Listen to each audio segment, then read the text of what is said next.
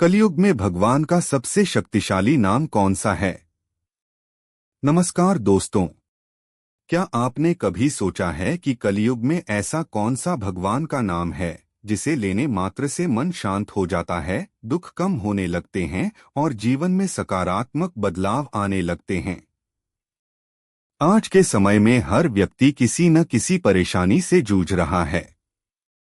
कोई पैसों की चिंता में है, कोई स्वास्थ्य की समस्या से, तो कोई रिश्तों की उलझनों में।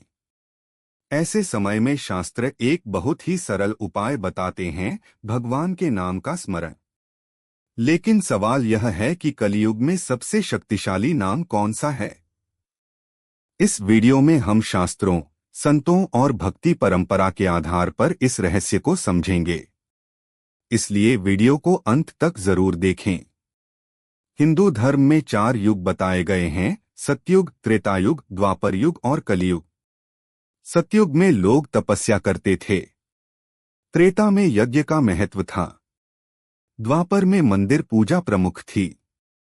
लेकिन कलियुग में मनुष्य का जीवन बहुत व्यस्त और संघर्षपूर्ण हो गया है।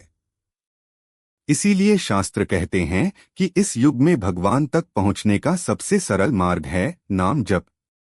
कहा जाता है कि कलयुग में भगवान का नाम ही सबसे बड़ा सहारा है। अब प्रश्न आता है कि कौन सा नाम सबसे शक्तिशाली है? कई संतों और भक्ति परंपराओं में राम नाम और हरे कृष्ण महामंत्र को अत्यंत प्रभावशाली माना गया है। संत तुलसीदास ने कहा कि राम नाम स्वयं भगवान से भी बढ़कर माना गया है, क्योंकि नाम का स्मरण हर समय किया जा सकता है। वहीं वैष्णव परंपरा में यह महामंत्र प्रसिद्ध है: हरे कृष्ण कृष्ण कृष्ण हरे हरे, हरे राम राम राम हरे हरे। मान्यता है कि इस मंत्र का जप मन को भगवान की ओर ले जाता है और भक्ति को मजबूत बनाता है। एक बार एक व्यक्ति बहुत परेशान था। उसके जीवन में हर तरफ समस्याएं थीं। किसी संत ने उससे कहा, हर दिन कुछ मिनट भगवान का नाम लो। शुरुआत में उसे विश्वास नहीं हुआ, लेकिन उसने नियमित रूप से नाम स्मरण करना शुरू किया। धीरे धीरे उसके विचार बदलने लगे। उसका मन शांत होने लगा। वह समस्याओं का सामना अधिक धैर्य से करने लगा। यही नाम जप की सबसे बड़ी शक्ति है। भगवान का नाम केवल शब्द नहीं है। यह हमें सकारात्मकता, धैर्य और भक्ति से जोड़ता है। भक्ति परंपरा में एक प्रसिद्ध श्लोक है: हरेर नाम हरेर नामैव केवलम, कलो नास्त्येव नास्त्येव नास्त्येव गतिरन्यथा। अर्थात कलयुग में भगवान के नाम का स्मरण ही सबसे सरल और प्रभावी साधन माना गया है। इसका संदेश यह है कि भक्ति और नाम स्मरण से व्यक्ति अपने जीवन में आध्यात्मिक शांति प्राप्त कर सकता है।